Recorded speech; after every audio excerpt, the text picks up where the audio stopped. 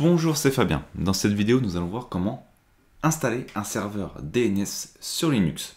Donc dans une précédente vidéo, j'avais installé un serveur web et au niveau de ce serveur web, on pouvait accéder aux différents sites avec deux virtual hosts dessus, un site numelion.local et un site serveur.numelion.local. Pour réussir cela, j'avais fonctionné de manière manuelle en modifiant le fichier host, puisqu'on a besoin de faire la résolution du nom de domaine. Sauf que ça, c'est quelque chose de manuel et de temporaire. L'idéal est donc d'avoir un serveur DNS, et aujourd'hui, on va voir justement comment mettre en place le serveur DNS qui sera donc sur un second serveur qui s'appelle SRV L02 et qui va nous permettre d'accéder à notre site web qui se trouve sur notre second serveur. Donc on va lancer des requêtes à notre serveur DNS pour accéder à notre site web qui se trouve sur un autre serveur. Alors pour ça, on peut vérifier tout de suite. Si je lance un navigateur, si j'essaye d'accéder à mon site internet, donc qui est en 30.253, si je tape l'adresse IP, ça fonctionne. Donc ici, on a deux sites, numelion.local et par défaut, c'est donc numelion.local. Et moi, mon objectif, c'est d'arriver sur serveur.numelion.local. Donc si je tape le nom de domaine serveur.numelion.local, on va voir que je ne peux pas accéder au site puisqu'il ne trouve pas l'adresse IP du site. Pour ça, on va donc installer le serveur DNS sur le serveur SRV L02 qui a une adresse IP qui est donc 192.168.30.252 et on va commencer tout de suite. Déjà, je vais me connecter depuis mon poste Windows. Je vais donc me connecter en SSH. On peut vérifier, je suis bien sur mon serveur, donc je suis bien sur le 30.252 et on va donc pouvoir commencer les manipulations sur ce dernier. Première chose, on va devoir donc installer le serveur DNS. Avant, je vous invite à mettre à jour la source des paquets, par exemple avec la commande apt-get update. Une fois que vous avez fait ça et que c'est à jour, il vous restera plus qu'à mettre à jour les paquets. Donc dans un premier temps, on met à jour la source des paquets, puis ensuite on met à jour les paquets. Une fois qu'on a fait ça, on va donc pouvoir installer la dernière version du serveur DNS qui est donc bin9. Je vais valider, je fais OK, je patiente le temps de l'installation. Donc mon serveur DNS a été installé, c'est aussi simple que ça. Je peux d'ailleurs le vérifier en regardant son statut, donc c'est bin9. On peut voir qu'il est actif. Maintenant on va donc aller au niveau de la configuration. Ici je me trouve donc dans le dossier de configuration avec les différents fichiers de configuration. Alors dans un premier temps, je vais sauvegarder directement le dossier complet. On va faire simple, on va sauvegarder le dossier complet. Au cas où on fasse une mauvaise manipulation, au moins je pourrais le récupérer facilement et le remettre à zéro. Donc je vais utiliser la commande copier avec -R pour que ce soit justement tout ce qu'il y a dans le dossier. Et on va indiquer qu'on va copier quoi? On va copier le dossier bind et je vais donc utiliser les accolades pour gagner un peu de temps. On va le transformer en .safe. Donc je vais faire OK. On peut vérifier d'ailleurs. Voilà, on a bien notre dossier .save qui a été créé, donc bin.save qui a été créé. On peut même aller vérifier dedans ce qu'on a. On a bien nos fichiers de configuration, donc c'est OK pour la sauvegarde. Donc maintenant, on va pouvoir commencer à configurer nos différents fichiers. Premier fichier qui va être important, c'est le name.conf.local qu'on va devoir modifier. Donc il se trouve dans etc bind name.conf.local. Donc ça, c'est le fichier de configuration. Donc dans ce dossier, on va ajouter nos différentes zones.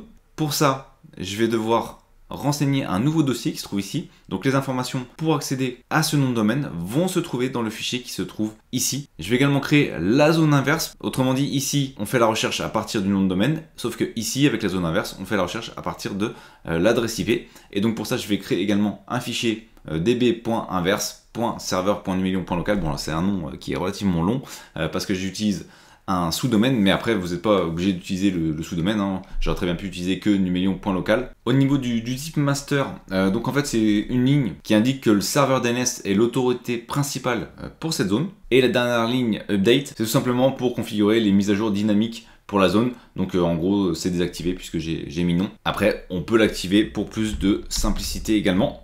Donc une fois que notre zone elle est prête, on va l'enregistrer. Retourner dans le dossier bind. Donc on peut vérifier que la configuration a bien été prise en compte. Donc ce qu'on va faire maintenant, c'est qu'on va créer ce fichier et on va également créer ce fichier dans lequel on va justement indiquer des configurations, et c'est dans ces fichiers qu'on va indiquer la résolution des noms de domaine. Vous allez voir comment on va procéder. Donc on va créer déjà le premier fichier qui est donc db.serveur.numelion.local, et dans ce dernier on va indiquer la configuration. Donc je vais la copier parce que je l'ai déjà préparée. Ce qui va nous intéresser particulièrement, ça va être ici la résolution du nom de domaine. Donc ce que j'indique, c'est tout simplement que pour accéder à serveur.numelion.local, donc au sous-domaine qui se trouve ici, eh bien il doit aller sur l'adresse IP qui est en l'occurrence l'adresse IP du serveur web. Ici on a les différentes options, donc je vous ai mis les différentes informations. Donc ici ça c'est notre fichier de résolution qui a été configuré. On va quand même vérifier que ça a bien été pris en compte, donc c'est bon. Et maintenant on a donc le deuxième, celui qui est pour l'inverse. Donc on va créer le fichier inverse pour l'adresse IP. Il est donc relativement similaire, sauf que vous remarquerez que cette fois-ci, à la place d'avoir le nom auquel on souhaite accéder, eh bien on a l'adresse IP, puisque la zone inverse fonctionne sur l'adresse IP. Donc ici, on renseigne en disant que l'adresse terminant par .253 pointe sur serveur.numelion.local. Donc là, je vais également faire enregistrer. Ici, on a les mêmes options. Je vais faire exit, et maintenant, on va pouvoir commencer les vérifications. On va déjà redémarrer le serveur bin pour s'assurer que ça fonctionne. On va vérifier qu'on n'a pas d'erreur. Voilà, donc le serveur il est actif, ça semble fonctionner. On va utiliser la commande name checkzone pour vérifier que c'est bien configuré. Hop, on va faire entrer. C'est OK au niveau de la checkzone. On va revenir ici. Et maintenant, si on essaie d'y accéder, eh bien ça ne va pas fonctionner, et c'est tout à fait normal. Ça ne fonctionne pas pour l'instant. Pourquoi? Parce que je n'ai pas configuré le serveur DNS au niveau de mon PC. Donc je dois configurer ici le serveur DNS pour que mon PC puisse interroger le serveur DNS. Et donc le serveur DNS lui retourne l'adresse IP du serveur web qu'on vient de configurer pour le nom de domaine serveur.numelion.local. Donc on va aller dans le centre de réseau et de partage. On va modifier les paramètres de la carte. On va faire propriété. On va aller dans IPv4. Et ici on a le paramètre DNS. Et on va tout simplement indiquer 192.168.30. On indique que le serveur DNS était .252. On va valider en quittant.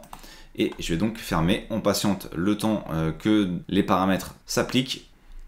Hop, on va fermer. On peut retourner ici en ouvrant une console. On peut faire déjà un ping vers justement serveur.numelion.local. Et on peut voir donc qu'on a une réponse. Donc le ping, lorsqu'on le fait sur le nom de domaine, eh bien, il retourne l'adresse IP qu'on a configurée, qui est bien .253, et on peut aller vérifier tout de suite.